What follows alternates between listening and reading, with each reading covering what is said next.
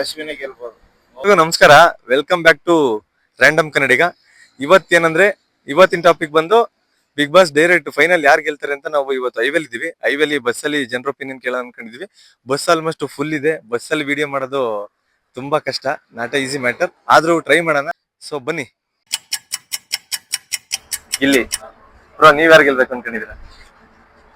Gilli Gilli Gilli sir, ನಿಮ್ ಪ್ರಕಾರ? Gilli Gilli Gilli okay. Gilli ಬಿಟ್ರೆ ಯಾರು ಗೆಲ್ಬೇಕು ಅಂತೀರಾ ಬ್ರೋ? ಓಕೆ. ಏನಾಗಿದೆ, ಕಾಮಿಡಿ ಮಾಡ್ತಾ ಇದ್ರು, ಕಾಮಿಡಿಲಿ ಎಲ್ಲರೂ ಹರ್ಟ್ ಆಗ್ತಿದೆ ಅಂತ ಹೇಳ್ತಾರೆ. ಓಕೆ. ಆ ಮೂಮೆಂಟ್ ಏನ್ ಮಾಡ್ತಾರೆ,